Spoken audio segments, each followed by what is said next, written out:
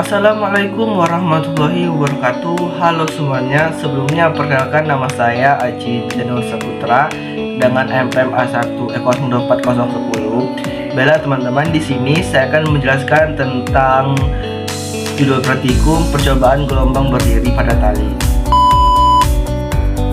Baiklah, untuk materi pertama yaitu pengertian gelombang berdiri. Gelombang berdiri adalah gelombang yang terbentuk akibat superposisi dua gelombang sejenis yang memiliki frekuensi, panjang gelombang, dan amplitudo yang sama, tetapi merambatnya berlawanan arah dalam satu medium. Perpaduan kedua gelombang ini menyebabkan terbentuknya pola gelombang yang tidak berpindah tempat, melainkan tampak diam. Pada gelombang berdiri terdapat titik-titik tertentu yang selalu diam karena tidak mengalami getaran, yang disebut dengan simpul, serta titik-titik yang bergetar paling besar yang disebut dengan perut. Gelombang berdiri banyak dijumpai pada senar yang dipetik, kolam udara pada pipa organa, dan berbagai sistem resonansi lainnya. Superposisi antara gelombang datang dan gelombang pantun memiliki frekuensi, panjang gelombang, dan amplitudo yang sama. Nah, pola simpulan dan perut ini dapat bersifat tetap sehingga gelombangnya tampak diam atau berdiri. Nah, pada tali yang kedua ujungnya terikat, syarat terjadinya gelombang itu berdiri adalah panjang tali itu harus memenuhi kondisi tertentu, yaitu L sama dengan N sama dengan 1, 2, 3, dan hubungannya antara cepat lambat gelombang, frekuensi, dan panjang gelombang itu dinyatakan oleh persamaan V sama dengan lambda dikali dengan frekuensi. Nah, cepat lambat gelombang ini dipengaruhi oleh tegangan tali, massa jenis linear tali, sehingga gelombang itu berdiri pada talinya hanya dimanfaatkan untuk mempelajari sifat-sifat gelombang mekanik. Adapun manfaat gelombang berdiri pada tali: 1. Menentukan frekuensi dan panjang gelombang pada sistem tali melalui pola simpul dan perut gelombang. 2. Dasar kerja alat musik dawai seperti gitar, biola, kecapi karena bunyi yang dihasilkan dari gelombang berdiri pada senar. 3. Menganalisis sifat mekanik tali seperti tegangan dan massa jenis linear. 4. Sebagai media pembelajaran fisika untuk memahami konsep resonansi harmonik sederhana. Dan 5. Membantu analisis resonansi digunakan untuk memahami kondisi resonansi agar getaran maksimum dan dapat dicapai secara efisien. 7. Penerapan dalam teknologi getaran dimanfaatkan dalam perancangan sistem mekanik agar getaran itu berlebih dapat dikontrol atau diminimalkan. 8. Simulasi sistem fisika lainnya. Gelombang berdiri pada tali dapat dianalogikan dengan gelombang pada pipa argona, gelombang cahaya, dan sistem kuantum sederhana. Adapun tujuan dari praktikum kali ini: 1. Memahami permainan gelombang berdiri pada tali. 2. Menentukan frekuensi harmonik gelombang berdiri pada tali.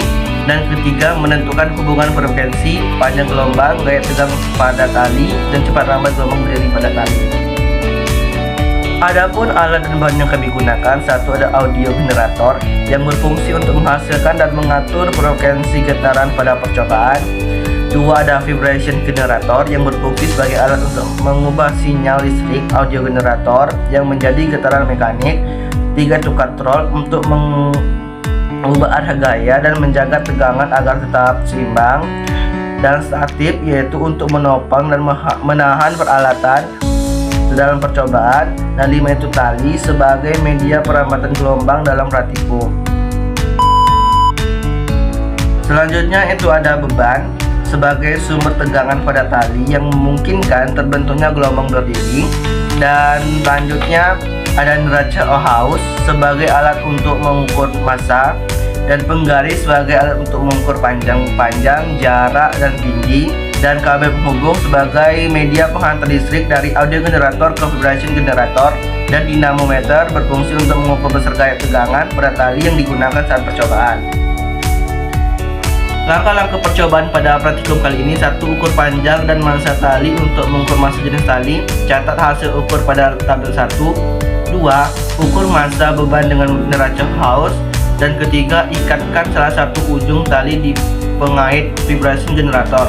Ujung tali lainnya dikaitkan ke katrol dan ditambahkan beban sebagai penggantungan seperti gambar 3. Dan hitunglah panjang tali dari pengait vibration generator sampai tali kontak dengan katrol sebesar 100 cm.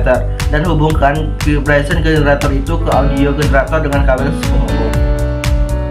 Keempat itu ada hubungkan audio generator ke sumber tegangan listrik. Kelima, tekan tombol on pada audio generator. Keenam, atur level, masukkan menjadi level 3. Dan ketujuh, atur nilai frekuensi sehingga mendapatkan frekuensi harmonik pada tali. Dan ke-8, catat nilai frekuensi sebagai P pada tabel 1. Dan 9, ulangi langkah 6-8 dengan tingkat frekuensi secara bertahap sehingga mendapatkan harmonik kedua atau F2. Nah, baiklah teman-teman, kesimpulan dari praktikum kali ini, berdasarkan hasil praktikum gelombang berdiri pada tali, dapat disimpulkan bahwa terdapat hubungan erat antara frekuensi, kecepatan tempat gelombang, dan panjang gelombang yang dinyatakan melalui persamaan V sama dengan F dikali dengan lambda. Ketika frekuensi getaran diperbesar, panjang gelombang yang terbentuk pada tali akan semakin kecil. Sedangkan kecepatan gelombang itu cenderung tetap dengan tegangan dan massa jenis tali yang tidak berubah.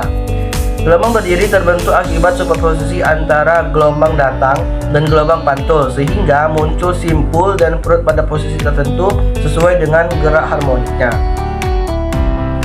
Faktor-faktor yang memengaruhi kecepatan gelombang itu antara lainnya tegangan tali, massa jenis linear tali, atau massa persatuan panjang dan panjang tali.